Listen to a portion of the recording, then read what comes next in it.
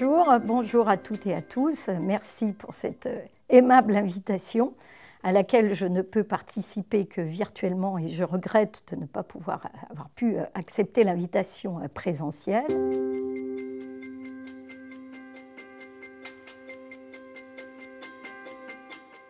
Oui, bien sûr, nous étions conscients de ce problème de dépendance sanitaire vis-à-vis des pays tiers, notamment l'Inde et de la Chine. À titre personnel, je l'étais pour deux raisons. La première, c'est qu'il ne se passe pas une semaine dans l'hôpital où je travaille sans que nous ayons une alerte sur une tension ou une rupture de stock de médicaments absolument indispensables.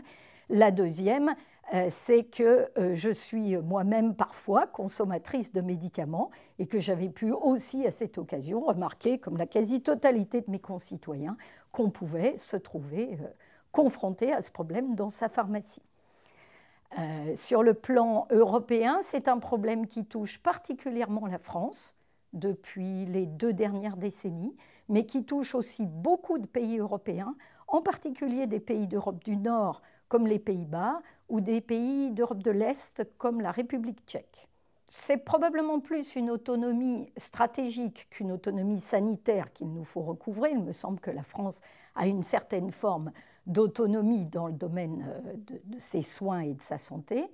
Ce qui pose problème, c'est ces tensions et ces ruptures des médicaments d'intérêt thérapeutique majeur, c'est-à-dire ceux qui peuvent cruellement manquer aux patients, y compris mettre en jeu son pronostic vital.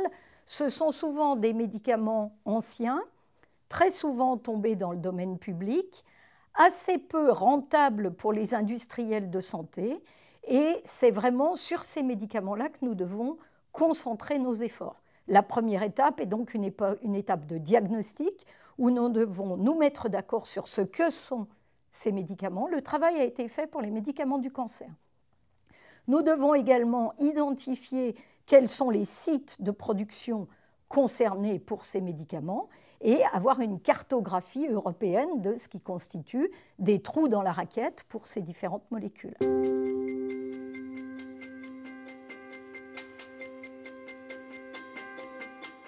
Cette crise sanitaire du coronavirus nous a appris ou rappelé beaucoup d'évidences, à la fois au niveau français et au niveau européen. Au niveau européen, de façon explosive et tragique, le manque de coordination des États entre eux, leur manque de solidarité qui a pu aller jusqu'à de la mise en compétition, de la rétention de matériel, de la fermeture de frontières, le manque de coopération entre eux en termes de recherche et d'innovation, même si c'est probablement là que l'effort a été mené le plus vite et le plus activement par la Commission européenne sous forme de cette alliance COVAX qui, à mon avis, va évoluer vers le BARDA que nous avons évoqué tout à l'heure. Absence de culture de la prévention et de la préparation aux crises. C'était vrai pour tous les pays d'Europe. La culture de la prévention est clairement mieux développée dans les pays d'Europe du Nord. La France se situe parmi les pays latins qui est toujours dans une mauvaise connaissance de la culture de prévention, d'hygiène et de préparation. Et puis, nous avons vu émerger à l'occasion de cette crise, et c'est un sujet qui me préoccupe beaucoup, la vulnérabilité d'un certain nombre de populations et de régions qui se trouvent en gros être les populations vulnérables en termes sanitaires, ce sont les maladies chroniques, et en termes sociaux, ce sont les personnes en grande pauvreté et en grande détresse. Donc, le sujet des maladies chroniques s'est également invité dans cette crise. L'ambition initiale, clairement partagée par le Parlement européen et la Commission, était de répondre à ces manques, non pas en continuant à alimenter des politiques nationales cloisonnées, ce qui se fera aussi, je vous l'ai rappelé, mais en ayant une vision globale, intégrative d'une santé globale, d'une santé injectée dans toutes les politiques européennes et d'une santé qui puisse profiter à tous. Le budget sera ce qu'il sera. Il ne permettra pas de tout faire, mais il devrait nous aider sur le plan de la coordination à augmenter les compétences des agences sanitaires européennes, en particulier l'Agence du médicament, mais aussi l'Agence de contrôle des maladies, l'Agence de la santé au travail, l'Agence de la sécurité alimentaire, l'Agence de la lutte contre les pollutions chimiques, parce que la prochaine crise sera peut-être infectieuse, mais elle pourra très possiblement aussi, malheureusement, être environnementale, être alimentaire, être chimique, voire nucléaire. Donc, l'Union européenne dans son ensemble doit se préparer à ces menaces transfrontalières, doit organiser sa prévention et sa préparation, et doit, comme on l'a discuté tout à l'heure, retrouver une indépendance par l'intermédiaire des mesures que j'ai déjà rappelées, si possible en évitant de le faire pays par pays, mais en ayant vraiment une vision d'un réseau de production et de fabrication européen qui soit capable de pallier et qui soit capable d'être compétitif et autonome vis-à-vis de la Chine, vis-à-vis des États-Unis et vis-à-vis de l'Inde.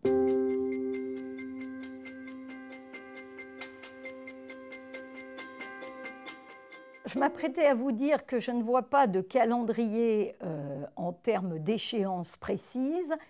Je vois des priorités et je vois effectivement de façon pragmatique des actions qui sont probablement moins complexes à mener que d'autres.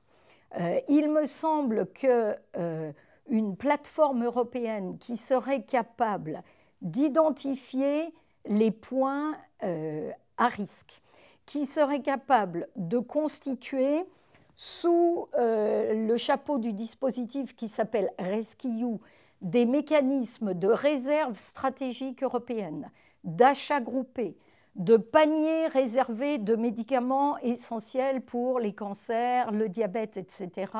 C'est-à-dire d'organiser un système de réserve et de stockage, une pharmacie européenne, ce serait un aspect positif. C'est moins drôle à dire, mais il y a également des aspects législatifs qui gagneraient à être suivis. Je ne crois pas que ce soit beaucoup le cas dans notre pays, mais l'obtention d'une AMM est assujettie à une nécessité pour le porteur de l'AMM, c'est-à-dire pour l'industriel, d'assurer l'approvisionnement du produit. Nous avons clairement la notion que ça n'est pas fait dans tous les pays d'Europe.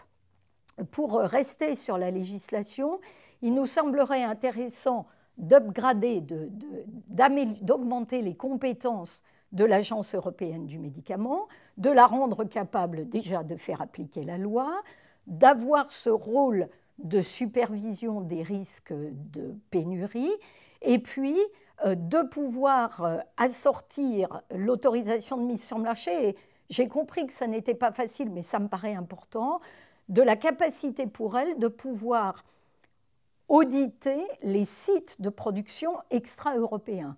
Or, pour qu'elle puisse les auditer, encore faudrait-il qu'elle les connaisse médicament par médicament, et il me semble que les industriels de santé auraient probablement intérêt à une coopération dans ce domaine, même si on m'a déjà expliqué que c'était tout à fait confidentiel. Il me semble qu'il y a des situations où la rupture de la confidentialité peut aider à avancer.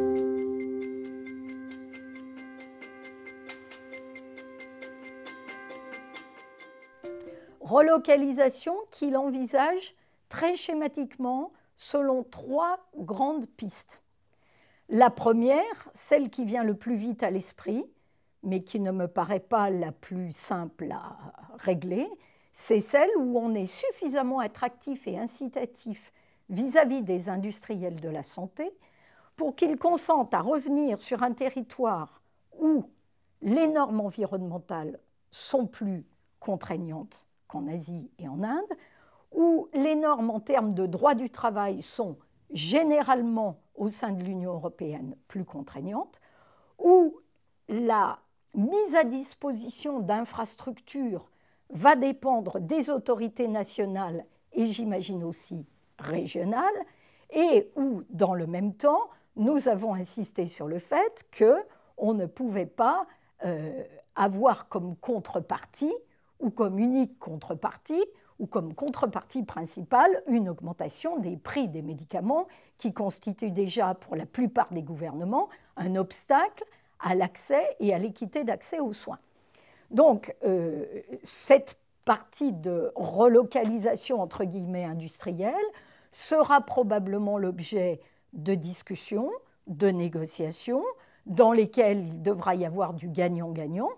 Gagnant-gagnant pour les États dépositaires de la santé des citoyens et de l'équité d'accès à des médicaments abordables.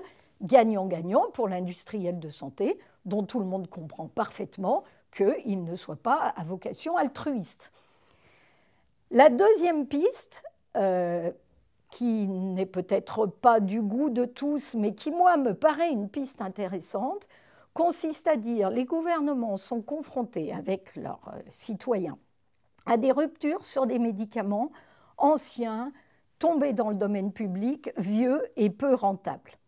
Peut-être que c'est le moment de se reposer la question du rôle du service public dans la production, ce qui me paraît compliqué, et en tout cas la fabrication de ces médicaments.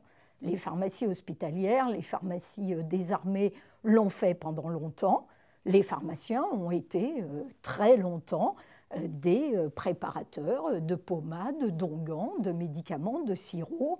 Pour un certain nombre de produits simples, il nous semble que c'est une piste. Curieusement, le modèle est américain. Le modèle, c'est le Civica américain, qui est un consortium d'établissements de santé et de mutuelles dont l'objectif est la production et la fabrication de médicaments. Pour être très honnête, l'initiative est récente. Il est un peu tôt pour en tirer les conséquences, mais je trouve que le modèle est intéressant. Le troisième modèle que nous avons proposé dans notre rapport et qui a, pour notre plus grand bonheur, été repris par la présidente de la Commission, Ursula von der Leyen, c'est le modèle dérivé du BARDA américain, qui est un système de partenariat public-privé mis en place par les États-Unis pour la souveraineté militaire stratégique et pour la lutte contre le terrorisme. Il me semble que l'Union européenne a déjà commencé ce type d'action. C'est ce qu'elle est, à mon avis, en train de faire sur les vaccins. C'est-à-dire que l'Union européenne est en train de faire un partage de risques qui me paraît être gagnant-gagnant sur la recherche et développement et le déploiement des vaccins. Puisque, comme vous le savez, elle cofinance cette recherche et prend le risque financier et peut-être même, c'est en discussion, mais ça ne me paraît pas réglé, une partie du risque juridique, médico-légal, pour le développement des vaccins. L'initiative BARDA ne me semble pas être très différente et me paraîtrait intéressante, peut-être plus pour éviter les tensions sur les innovations, qui pour le moment ne se produisent pas beaucoup, mais peuvent venir. Donc, l'idée du Parlement européen, c'est, à partir du diagnostic qu'il a fait et des causes qu'il a identifiées, d'évoquer des pistes suffisamment diversifiées pour que l'ensemble des pays de l'Union européenne puissent s'emparer des unes ou des autres et qu'on puisse commencer à restaurer une forme de souveraineté.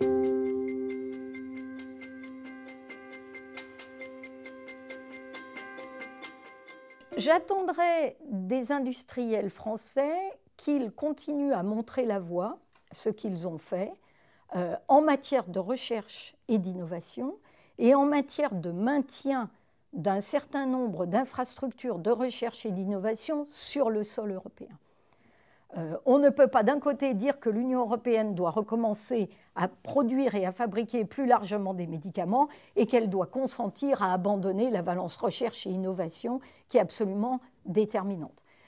J'attendrai aussi en matière de recherche et d'innovation qu'ils acceptent de voir l'investissement public qui est fait sur ces activités-là et qu'ils acceptent en transparence de consentir qu'une partie de cet investissement doit être visible pour la puissance publique.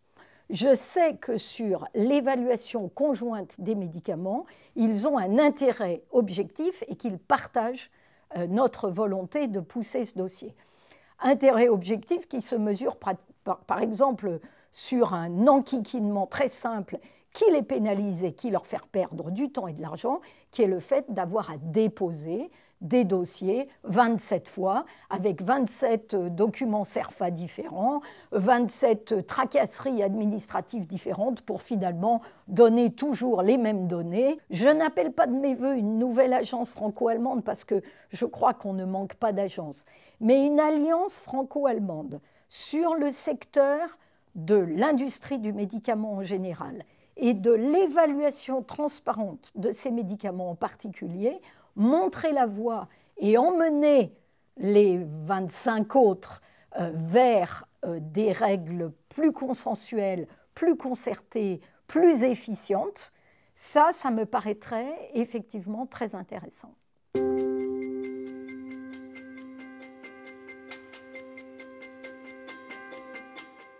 La force de l'Union européenne, et si j'ose dire presque sa raison d'être, c'est le marché unique. C'est la libre circulation des personnes et des marchandises à l'intérieur de l'espace Schengen. Cette liberté a été remise en cause, et là nous sommes intervenus très fortement au sein du Parlement européen par des mesures sanitaires totalement désordonnées, non concertées et non coordonnées, qui ont donné lieu à des restrictions, des contrôles, voire des fermetures aux frontières. Et c'est également la problématique qui se pose pour le médicament. Le médicament n'est certes pas un produit de consommation comme les autres, mais c'est un bien très important et très nécessaire à la population, dont on comprend mal qu'il puisse être soumis de façon aussi inhomogène à des règles de prix, de remboursement, d'évaluation, etc., au sein même de l'Union européenne. Toute la difficulté de l'Europe de la santé tient dans le fait que l'Union européenne n'a en matière de santé que des compétences dites d'appui. Elle a la capacité de coordonner, d'accompagner, d'inciter et de financer la recherche. Nous sommes nombreux à plaider pour que ces compétences soient augmentées, que les agences sanitaires européennes, donc la Commission européenne qui les pilote, aient des prérogatives plus fortes en santé, en particulier lorsque l'échelle européenne est absolument nécessaire. C'est le cas pour la prévention, c'est le cas pour le médicament. Et notre objectif est d'avoir rapidement la mise en place d'une conférence pour l'avenir de l'Europe, qui est un projet porté par le président Macron, soutenu par la totalité des pro-européens qui siègent au Parlement, et qui est une espèce de conférence citoyenne à l'échelle européenne, dans laquelle clairement les sujets de santé devront être au sommet de l'agenda, parce que c'est la préoccupation principale des citoyens, parce que c'est une préoccupation importante du secteur industriel. Et là, j'ai eu l'immense plaisir d'entendre la présidente de la Commission européenne introduire cette notion dans son discours sur l'état de l'Union et l'introduire au moment où elle parlait de l'Europe de la santé.